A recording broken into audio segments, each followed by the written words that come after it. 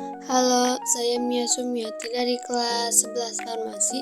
Dalam video ini saya akan menjelaskan jalur penjelajahan samudera oleh Portugis, Spanyol, dan Belanda, serta latar belakang yang mendorong penjelajahan tersebut. Latar belakang penjelajahan samudera. Yang pertama, latar belakang umum penjelajahan samudera. Pada abad ke-15, Eropa mengalami perubahan besar. Masa ini disebut sebagai zaman penjelajahan atau Age of Exploration. Ada beberapa faktor utama yang mendorong bangsa-bangsa Eropa menjelajahi laut. 1. Jatuhnya Konstantinopel 1453. Setelah Konstantinopel jatuh ke tangan Turki Utsmani, jalur perdagangan darat dari Asia ke Eropa jadi terputus. Akibatnya bangsa Eropa mencari jalur laut baru untuk mendapatkan rempah-rempah dari Asia. 2. Kisah perjalanan Marco Polo. Catatan perjalanan Marco Polo ke Asia pada abad ke-13 menginspirasi banyak penjelajah Eropa. Ia menggambarkan kekayaan Asia, terutama Cina dan India, dengan sangat menarik, sehingga muncul keinginan kuat untuk datang langsung ke sana. 3. Teori bumi itu bulat. Banyak pelaut mulai percaya bahwa bumi itu bulat. Ini memberi semangat baru untuk mencari jalur laut ke Asia dengan arah perlawanan dari jalur biasa, termasuk coba lewat arah barat. 4. Meningkatkan permintaan rempah-rempah. Rempah-rempah seperti cengkeh, pala, dan lada sangat dibutuhkan di Eropa sebagai bumbu, pengawet makanan, dan obat-obatan karena mahal. Rempah menjadi komoditas utama yang diperebutkan. 5. Paham merkantilisme. Merkantilisme adalah paham ekonomi yang menganggap bahwa kekuatan negara diukur dari kekayaan yang dimiliki, terutama emas dan perak.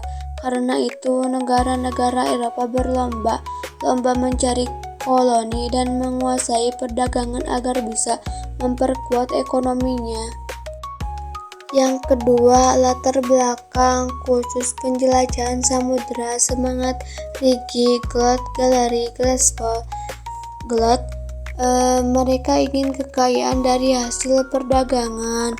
Galeri, mereka ingin kejayaan dan pengaruh politik. Gillespie, mereka ingin menyebarkan agama Kristen ke daerah-daerah baru. Jalur penjelajahan samudera oleh bangsa Eropa.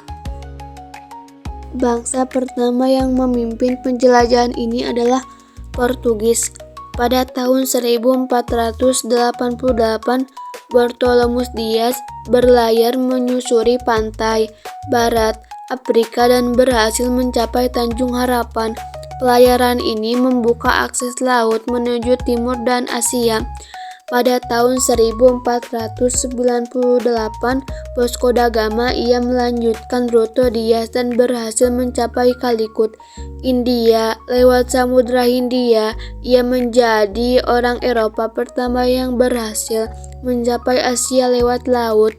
Pada tahun 1511, Alfonso de Albuquerque memimpin ekspedisi militer dan berhasil merebut Malaka, yang saat ini menjadi pusat perdagangan Asia Tenggara.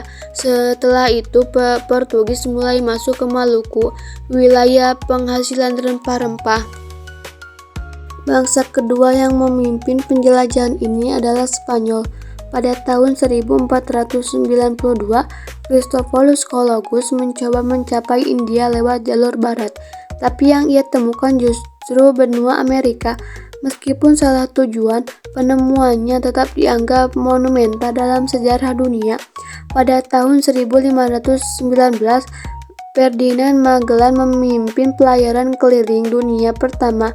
Ia melewati Samudra Atlantik, menyeberangi Samudra Pasifik, dan tiba di Filipina pada tahun 1521, namun gugur di sana. Setelah Magellan wafat, Juan Bastian de Elcano mencoba pelayaran dan berhasil kembali ke Spanyol pada tahun 1522. Pelayaran ini membuktikan bahwa bumi itu bulat dan bisa dikelilingi lewat laut. Bangsa ketiga yang memimpin penjelajahan ini adalah Belanda. Pada tahun 1596, Cornelis de Houtman memimpin ekspedisi pertama Belanda ke Nusantara dan mendarat di Banten.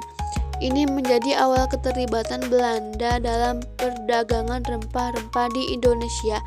Pada tahun 1598, Jiku Vanik datang dan berhasil membawa pulang rempah dalam jumlah besar ke Belanda. Keberhasilannya membuat Belanda mendirikan VOC pada tahun 1602 yang menjadi kekuatan dagang terbesar di Asia saat itu. Berikut adalah potret tokoh penjelajahan oleh bangsa Portugis. Berikut adalah potret tokoh penjelajahan oleh bangsa Spanyol. Berikut adalah potret tokoh penjelajahan oleh bangsa Belanda. Itulah penjelasan tentang jalur penjelajahan samudera dan tokoh-tokoh utamanya. Semoga bermanfaat dan bisa menambah wawasan sejarah kita.